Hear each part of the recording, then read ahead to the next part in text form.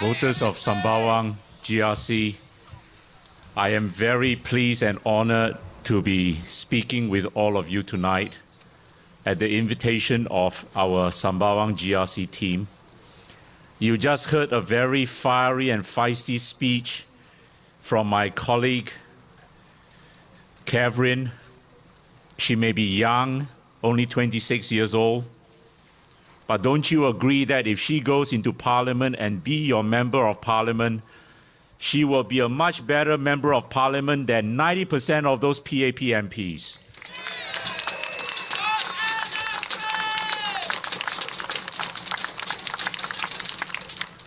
You know those PAP MPs?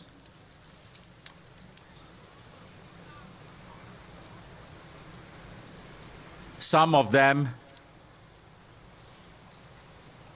hardly spoke a word in the 4 years of the last Parliament.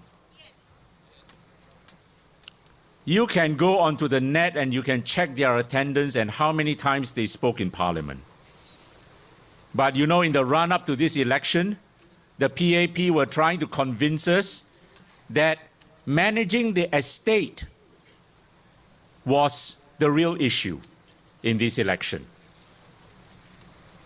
Ladies and gentlemen, the town council issue was an imaginary issue dreamt up by the PAP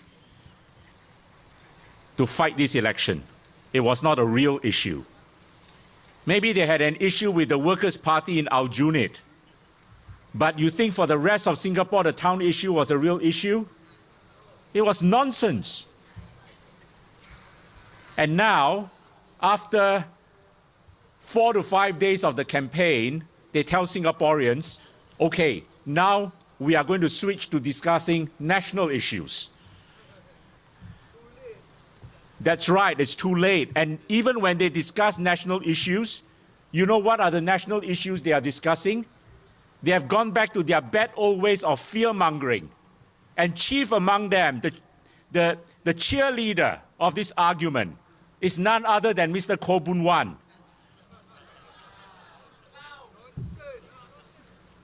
And you know what is their other main theme now?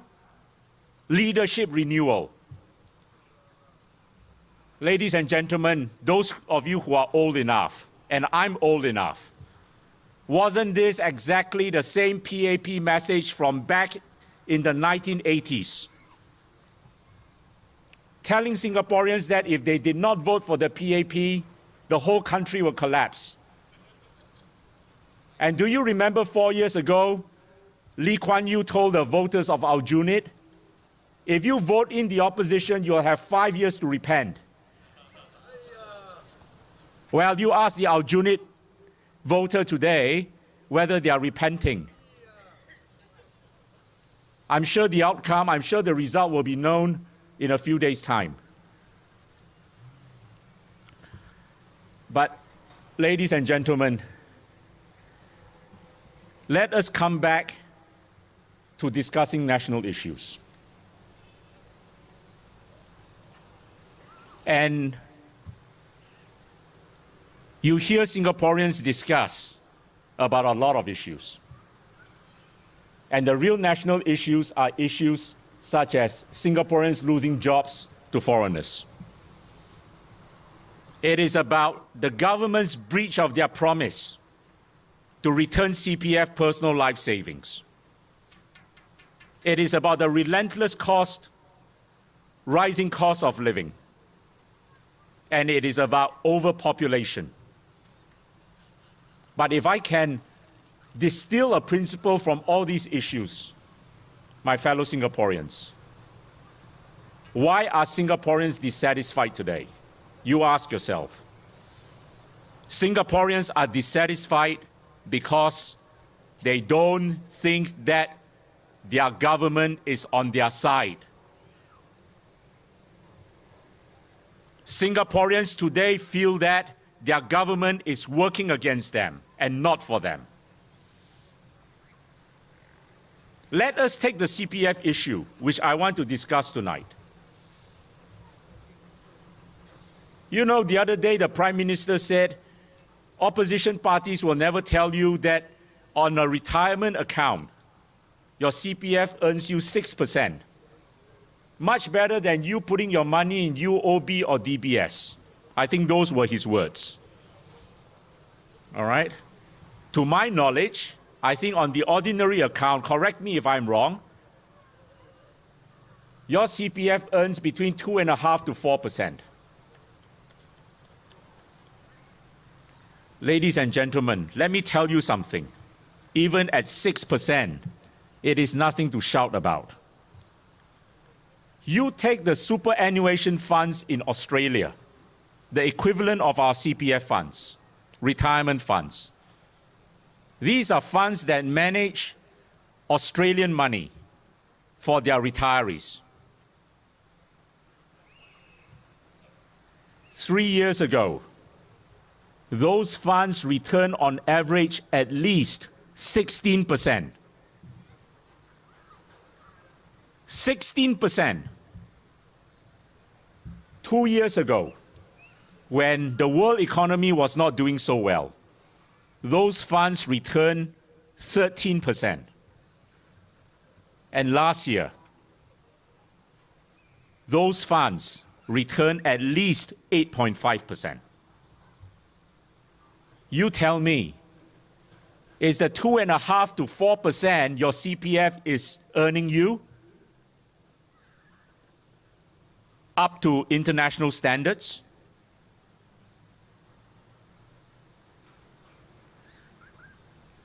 And you know, when Singaporeans query the government why their CPF is earning so little money, you know, the government tells you, oh, they give you a risk and reward explanation. We take risk in investing the money, so we can't give you all the profits. Well, why is then the Australian funds able to return the Australians 17%? And last year, in March this year, Temasek reported 19% profits. And we know that Temasek and the GICs make use of Singaporean CPF money to invest. So why is the government not giving people a higher return on the CPF?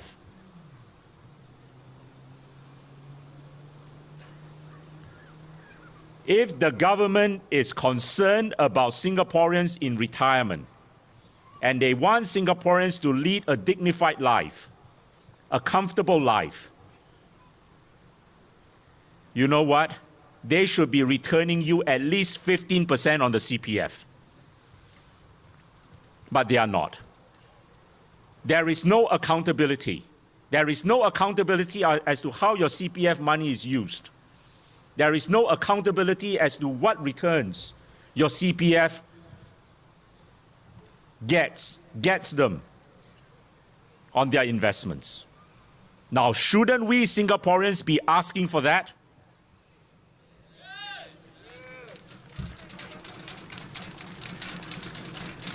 But no questions such as these are ever asked in Parliament. And you know, at the beginning of this election, Goh Chok Tong told Singaporeans, there's no need for opposition. PAP can do a self-check. That is what you get, ladies and gentlemen, when you have no opposition in Parliament and you allow the PAP to do a self-check. Let's talk about Singaporeans losing jobs to foreigners now. But hold on. Before I go on to that topic, let me just continue with the CPF for a bit. That CPF money is your money. You have every right to demand for the return of that CPF money because it is your money and the government originally promised to return it to you at 55. You know now what is the reason they give for not returning you the money? They say that some people, after they get their CPF monies, they go to places like Batam, all right? They squander their money. You know what is the short answer to that? But I'll give you a better answer, a better solution to their claim. And they never give you figures to show how many of these Singaporeans actually squander the money. All right? Is it 100 Singaporeans? 1,000 Singaporeans? I bet you that number is less than 5% of all CPF account holders. So you are allowing 5% of Singaporeans whom you regard as people who can't manage their own money to penalize the other 95%. But even if they are right, ladies and gentlemen, the CPF money is your money. You have every right to do whatever you want with that money.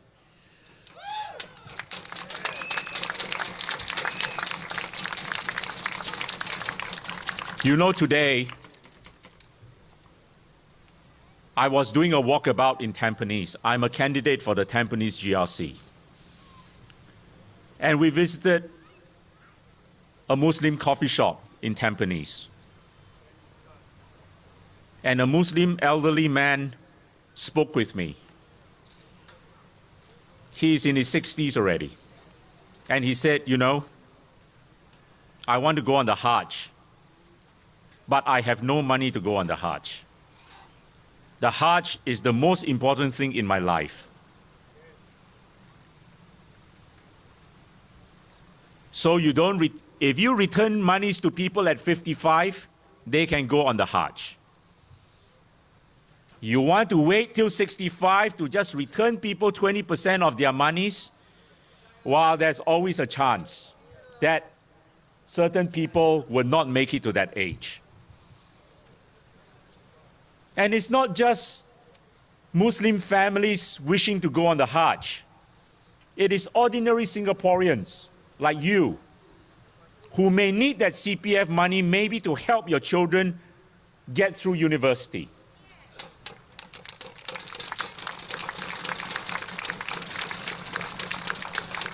And you know, a few weeks ago when we were doing a walkabout at Admiralty, I came across a gentleman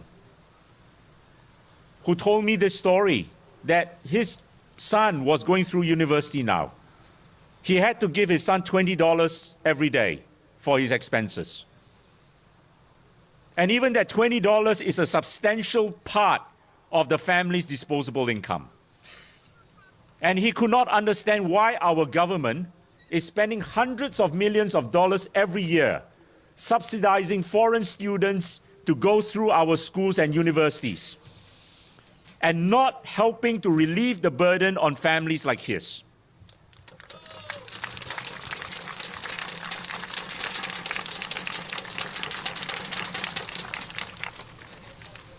So, ladies and gentlemen, when the government talks about national issues, what national issues are they talking about?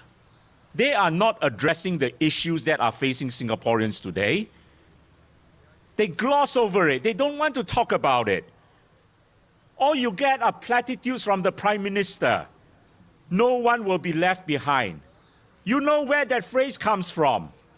That phrase comes from George Bush in 2001 when he introduced a law called No Child Left Behind. And so now that has become the favorite phrase of the PAP, no one is left behind. I'm telling you, my fellow Singaporeans, a lot of Singaporeans are being left behind today under their policies.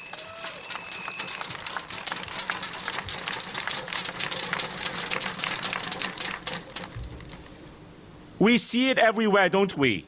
We see how in McDonald's, our elderly people are having to work as cleaners, as janitors. We see in the cardboard collectors. And you know what is the greatest insult? When a minister says that they are doing it for exercise to supplement their income.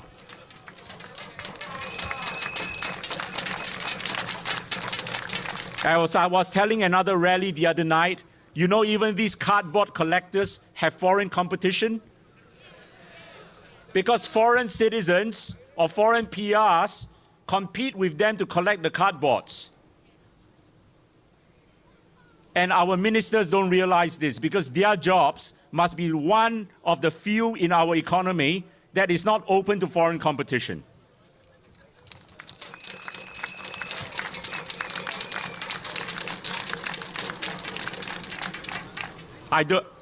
I have only a few minutes left, but I want to say something about Singaporeans losing jobs to foreigners.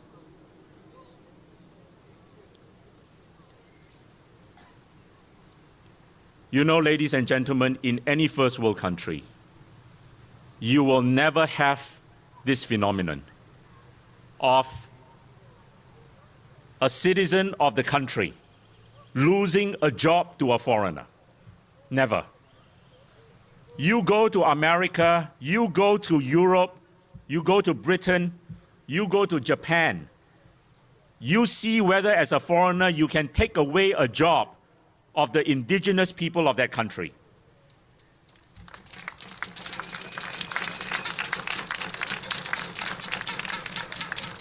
We don't need any complicated explanations from Lim Tean or the PAP government. The solution is simple. Yes, we acknowledge that there will be instances, there will be many cases where foreigners are required to fill jobs in our economy.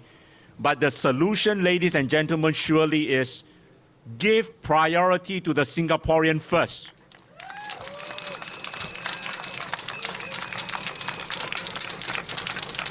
We must have safeguards in place to ensure that for every job, that Singaporean has priority. And only when it cannot be filled by a Singaporean can the employer fill it with a foreigner. And you know, at the live forum on nomination day, which I took part in, I asked the PAP representatives this question when they were giving all sorts of reasons for their labor policies. There was this fair, that fair, you know. I don't want to know all the details. I just wanted from them a simple answer. What safeguards have you got in place for that Singaporean?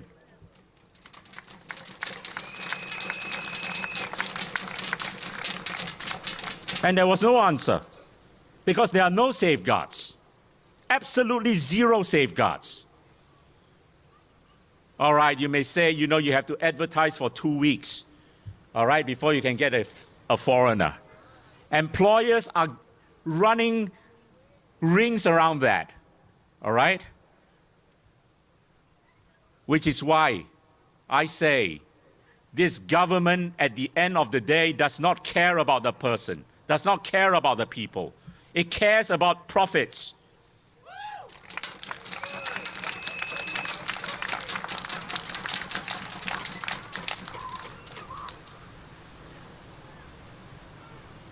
But ladies and gentlemen, we can make a change.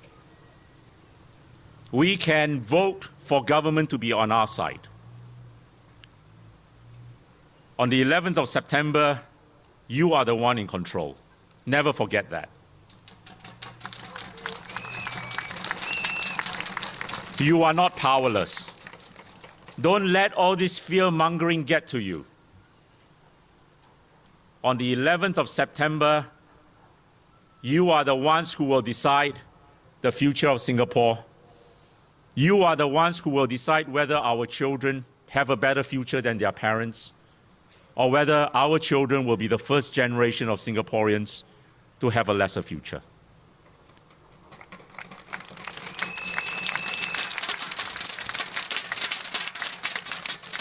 I do not think that we want our children to grow up in a country where they fear that the first priority of a job will go to a foreigner. We do not want them to grow up in a country where we often have to tell them, your father lost a job to a foreigner.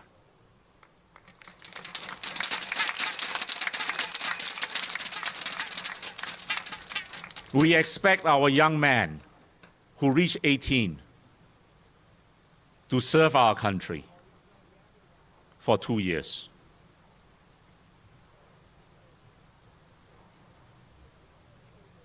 I don't think even after serving those 2 years, they can serve Singapore with pride if they know that we have a government, we have elected representatives of Parliament who are not treating them fairly. Thank you very much. Thank you, and good night. Thank you. Thank you, Mr. Lim. As we know, Singaporeans deserve better. It is really nonsensical for government to introduce a lot of policies to bring in a lot of foreign talents into Singapore, to take away our job. And it is also nonsensical to allow Singapore government to fund or to support foreign children to get a good education in Singapore. Instead, this will help our Singaporean, help our children, help them to help our parents to put the children through the university.